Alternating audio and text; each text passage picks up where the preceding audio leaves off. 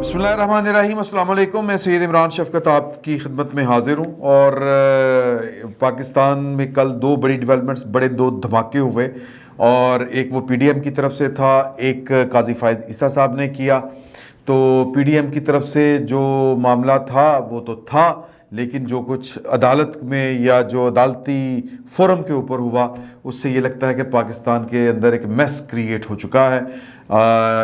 यानी कि खींचातानी, जो सियासी मुखासमत है, या पॉइंट स्कोरिंग है, या फिर कोई जो पर्सनल एजेंडा है, या फिर जो हमारे पाकिस्तान की जो वो पॉलिटिकल नहीं तो कहना चाहिए, लेकिन जो एक एस्टेब्लिशमेंट की जो अशराफिया है, वो जो पाकिस्तान के वसाइल और पाकिस्तान के इक़्तिदार पर काबज़ रहना चाहती है, वो किस तरह करके एक्ट करती है, ये सारी बातें हैं कि उसने किस तरह पाकिस्तान के अंदर जो है वो पोलराइजेशन, इंतशार फैला दिया हुआ है कि उसका कोई हम तदारक भी नहीं कर सकते और कोई अंदाज़ा भी नहीं लगा सकते।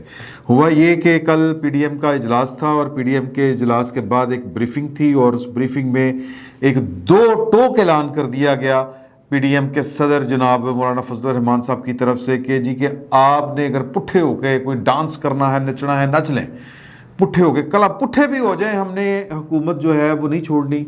हमने जो इलेक्शन है वो टाइम पे करवाना है, और वो जिस टाइम पर होना है, यानी कि अगस्त 2023 में, और हर तरह की साजिशों और रेशा दवाइयों का मुकाबला करेंगे।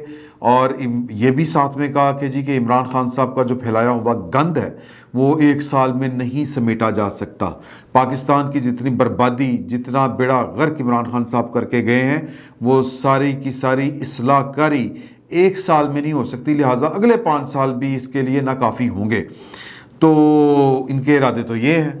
और फिर उन्होंने कहा कि जी कि हम ये मुतालबा करते हैं, एक और आगे बड़ी सिग्निफिकेंट बात है कि हम ये मुतालबा करते हैं गवर्नमेंट से कि वो सदारती रेफरेंस भिजवाए, और फुल कोर्ट के ज़रिए, लफ्ज़ क्या है, फुल कोर्ट के ज़रिए जो है, यानी कि आइन के आर्टिकल 63A की तशरीह की जाए। फिर उन्होंने पाकिस्तान की आला अदलिया को, और ख़ुसूसन चीफ जस्टिस ऑफ पाकिस्तान ने जो गवर्नमेंट का या जो हुकूमती इत्तेहाद है उसकी जो बात नहीं मानी थी फुल कोर्ट की, हालांकि बड़ी जायज़ बात है, फुल कोर्ट से डर क्या लगता है, तो वो उसके ऊपर मतलब कि बुलडोज़र फेरे इस 3 रुकनी बेंच के ऊपर, और ठीक ठाक तनकीद की।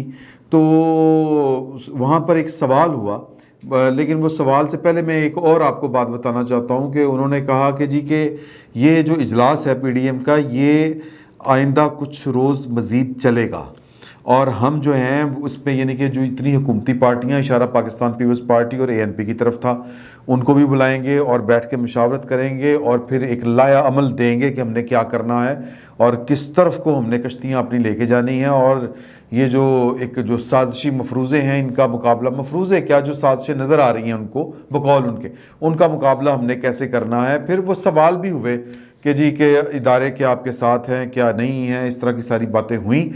तो उसका भी उन्होंने जवाब दिया कि जी कि वो हम देखेंगे, कारकर्दगी का जायज़ा लेंगे, और वो पाकिस्तान के हर इदारे को आके कहेंगे कि जी कि वो हमें ब्रीफ़ करें ताकि आपकी बेहतर रहनुमाई की जा सके। तो बड़ी इस किस्म की जो है वो मानी खेज़ गुफ्तगू थी इसमें। वहीं पर एक बात हुई कि एक सवाल हुआ कि जी कि फ़ुल कोर्ट आपका क्यों मुतालबा है। तो उन्होंने कहा कि जी कि अगर फ़ुल कोर्ट होता तो फ़ैसला वो आता जो आज जुडिशल कमीशन में हुआ है। तो जुडिशल कमीशन में क्या हुआ? जुडिशल कमीशन में हम पहले बात कर चुके हैं कल रात को, कि जो आखिरी व्लॉग था उसमें, कि जो चीफ जस्टिस ऑफ पाकिस्तान हैं वो मैदान छोड़ के चले गए थे, या बाइकाट करके चले गए थे, उठ के चले गए थे जब 5 वोट उनके खिलाफ पड़े। ये जो वोट हैं, 2 तो सुप्रीम कोर्ट की तरफ से थे। अगर हम इसकी तरकीब देखें या इसकी जो तश्कील है, इसके तश्कील के जो अनासर हैं वो हैं, चीफ जस्टिस ऑफ पाकिस्तान इसके चेयरमैन होते हैं, एक सीनियर जज होता है काजी फायज़ ईसा साहब, वो हैं, तारिक मसूद साहब हैं, जस्टिस तारिक मसूद साहब के बाद सजाद अली शाह और एजाज़ुल एहसन, और एक होते हैं इनमें यानी नुमाइंदा, एक जो चीफ जस्टिस मुकर्रर कर सकता है सुप्रीम कोर्ट का, एक रिटायर्ड जज, वो जस्टिस सरमद जलाल उस्मानी हैं। 3 और हैं साथ में, एक जो है वो अटॉर्नी जनरल हैं, एक वज़ीर कानून हैं, और जो छठे हैं وہ پاکستان بار کونسل کے ایک نمائندے ہیں. تو یہ 9 بنتے ہیں. ان 9 میں سے 5 نے جو ہے وہ جو فیصلہ سنایا وہ چیف جسٹس صاحب کے خلاف سنایا تھا کہ وہ جو 5 جج لانا چاہ رہے تھے سپریم کورٹ میں، اس کی کئی وجوہات ہیں، تو وہ مسترد کر دیے گئے. تو اس کے بعد اعلامیہ جاری کیا گیا. کل رات کا یہ والا جو دھماکہ میں آپ کو بتانا چاہ رہا ہوں وہ یہ ہے کہ سپریم جوڈیشل کمیشن جو ہے، supreme judicial commission of Pakistan, اس کے طرف سے ایک پریس ریلیز جاری کی گئی. ظاہر ہے کہ وہ چیف جسٹس پاکستان کی مرضی سے جاری ہوئی، اور وہ یہ تاثر دینے کی کوشش کی گئی کہ یہ اجلاس ملتوی ہوا ہے. اچھا، اب ملتوی ہونے میں اور مسترد ہونے میں کیا فرق ہے؟ تو وہ فرق یہ ہے کہ جب مسترد ہو گئے تو وہ دوبارہ کنسیڈر نہیں ہوں گے نام. ملتوی ہوا کہ جی کہ ایڈجرن کر دیا گیا کہ اس پہ مزید غور و خوض کریں گے، اور اس میں کہا کہ جی کہ جو اجلاس تھا کمیٹی روم میں ہوا، 7 ارکان شریک تھے پرسنلی، اور 2 جو تھے اٹارنی جنرل قاضی فائز عیسیٰ وہ ویڈیو لنک کے اوپر تھے. 5 ناموں پر غور ہوا، مؤخر کر دیا گیا. اٹارنی جنرل نے بھی اس کی حمایت کی، اور 5 ووٹ جو ہیں وہ مؤخر کرنے کے حق میں آئے.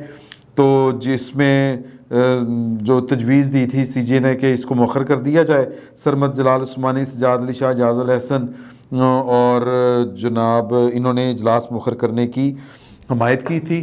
تو اس کے بعد جب یہ خبر چلی ہے تو قاضی فائز صاحب نے ایک اور خط لکھ دیا چیف جسٹس آف پاکستان کو، جس میں وہ کہہ رہے تھے کہ سادہ الفاظ میں اگر اس کی تشریح کی جائے کہ چیف صاحب تسی کی کہی جا رہے ہو، یہ کیا کہہ رہے ہیں آپ؟ تو وہ ہے کہ جی کہ وہ کہتے ہیں کہ جو خط لکھا ہے انہوں نے کہا کہ جوڈیشل کمیشن میں ججز تقرری کے فیصلے کو فوری طور پر میڈیا کو جاری کریں. آپ پوری وہ میٹنگ منٹس جو ہوتے ہیں وہ جاری کریں، کیونکہ وہ سیکرٹری صاحب جو تھے وہ چھٹی پہ تھے، تو جو ان کی جگہ کے اوپر قائم مقام ہے اس کو کرنا چاہیے. جسٹس قاضی فائز عیسیٰ نے مزید اس میں کہا ہے کہ چیف جسٹس پاکستان اچانک اجلاس چھوڑ کر چلے گئے تھے. جسٹس جاز الحسن بھی، انہوں نے بھی ایک طرح سے واک آؤٹ کیا تھا، اور جوڈیشل کمیشن کے سیکرٹری چھٹیوں پر ہیں. قائم مقام سیکرٹری اجلاس کے فیصلوں کے بارے میں میٹنگ منٹس بنائیں اور وہ جاری کریں.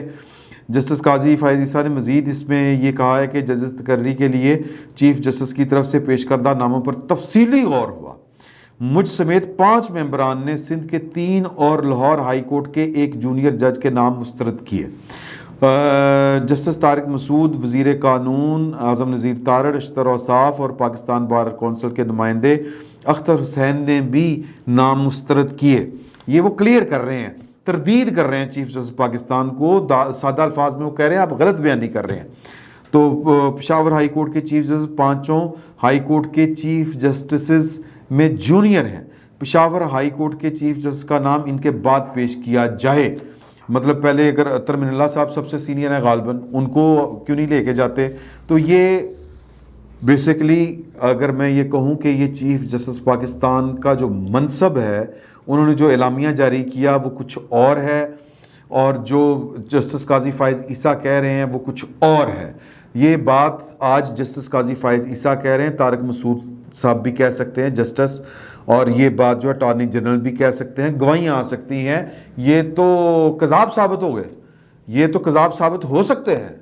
یعنی کہ قذف کی وہ کیا وہ کہیں گے، میں قانونی ٹرمنالوجی بولنے جا رہا ہوں کہ چیف جسٹس صاحب کو ان کے عہدے کے لیے یہ ریفرنس ان کے خلاف بھیجنے کے لیے الزام ہی کافی ہے. یہ والا خط اگر اس کے اوپر ہی ٹرائل ہو جائے تو میرا خیال ہے کہ وہ فارغ ہو جاتے ہیں پائے جو چیف جسٹس پاکستان ہے. تو بڑے عہدوں کے اوپر جب بڑے لوگ نہ ہوں تو پھر اس طرح کے مسائل پیدا ہوتے ہیں. اور پھر آج جو ہے وہ یعنی کل جو پاکستان تحریک انصاف کے فاؤنڈنگ ممبرز میں سے ایک ہیں حامد خان صاحب. حامد خان صاحب جو ہیں وہ سپریم کورٹ کے سینئر وکیل ہیں، اور انہوں نے کل شاہ زیب خانزادہ کے پروگرام میں کھول کے رکھ دیا کہ جی کہ یہ ان کے منصب کے خلاف ہے. یہ جو انہوں نے بیانیہ دیا ہے یہ حقائق کے منافی ہے، اور اس سے نہ صرف عدالت کا وقار مجروح ہوتا ہے، ادارے کا وقار مجروح ہوتا ہے، بلکہ نقصان ہوتا ہے. تو کہنے کا مقصد یہ سادہ سا ہے کہ یہ اتنی 2 نمبریاں کس چیز کے لیے؟ میرا ایک چھوٹا سا سوال ہے کہ اتنی ان عہدوں سے ہم یہ چیزیں توقع نہیں کرتے. ان عہدوں پر بیٹھے ہوئے اشخاص اور شخصیات سے کہ یہ توقع نہیں کی جا سکتی کہ وہ غلط بیانی سے کام لیں گے. اگر اس کو بھی میں سادہ الفاظ میں کہوں کہ وہ جھوٹے ہوں گے، تو یہ چیف جسٹس پاکستان صاحب سے یہ توقع نہیں تھی جو انہوں نے کام کیا ہے. اب سوال پیدا یہ ہوتا ہے کہ وہ انہوں نے یہ کیوں کیا ہے. تو شاید یہ انا کا مسئلہ ہے یا شاید کوئی مفاد کا مسئلہ ہے کہ وہ اس حد تک چلے گئے ہیں. تو میں یہ سمجھتا ہوں کہ پاکستان کی اعلیٰ عدلیہ جو ہے وہ اس وقت ایک بحران کا اور انتشار کا شکار ہے. اگر میں یہ کہوں تو یہ غلط نہیں ہوگا. اور اس کو بلکہ نہ صرف بحران کا خود شکار ہے، بلکہ انہوں نے پوری قوم کو بحران میں مبتلا کر دیا ہے ایک کنٹراڈکٹری فیصلے دے کے، کہ امتیازی فیصلے دے کے، کہ پہلے کچھ بعد میں کچھ. پہلے غلطی ہو گئی پھر ٹھیک کر لیا، لیکن فائدہ کس کو پہنچنا ہے؟ عمران خان صاحب کو. تو جب غیر سیاسی جو پاکستان کے عہدے ہیں وہاں پر بیٹھ کر سیاست ہوگی تو پھر یہی کچھ ہوگا. تو پاکستان کا بیڑا غرق کرنے میں میرا خیال ہے کہ ان اداروں نے کوئی کسر نہیں اٹھا رکھی ہوئی جو غیر سیاسی ادارے ہیں پاکستان کے. تو بس اب دعائی کی جا سکتی ہے. اور مجھے یہ لگتا ہے کہ یہ والا جو بحران ہے یہ آگے چل کر مزید شدت اختیار کرے گا، کیونکہ چیف صاحب جو ہیں وہ یا تو خاموشی سے بیٹھ جائیں اور اس کی کوئی وضاحت جاری کر دیں.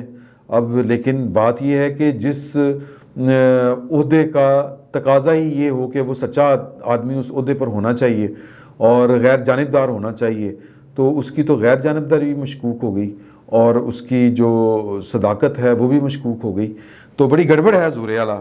اور گڑبڑ یہ ہے کہ پاکستان کی جو پولیٹیکل فورسز ہیں وہ پاکستان کے اداروں کو، جو غیر سیاسی ادارے ہیں وہ سیاست میں جو ملوث ہیں، ان کو بے نقاب کرنے کے اوپر تل بیٹھی ہے یا تل گئی ہے.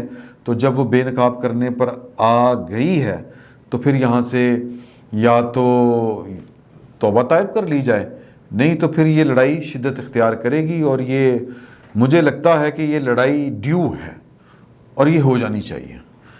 اور مسئلہ صرف یہ ہے کہ ہمیں جو خوف آتا ہے کہ ہمیں یہ بتا کے کہ ہم انقلابی ہیں، پیچھے سے یہ پھر بھاگ جاتے ہیں، غائب ہو جاتے ہیں. تو کہاں تھی ووٹ کو عزت؟ ووٹ کو عزت کی تحریک کب مہنگائی میں بدلی اور کب وہ جو کسی سمجھوتے پر آ گئی ہمیں پتہ ہی نہیں چلا، یا پتہ چل رہا تھا لیکن کیا کرتے. تو اب اگر یہ لڑائی شروع کی ہے تو پھر اس کو کسی انجام تک پہنچانا بہت ضروری ہے. فی الوقت اتنا ہی. بہت بہت شکریہ.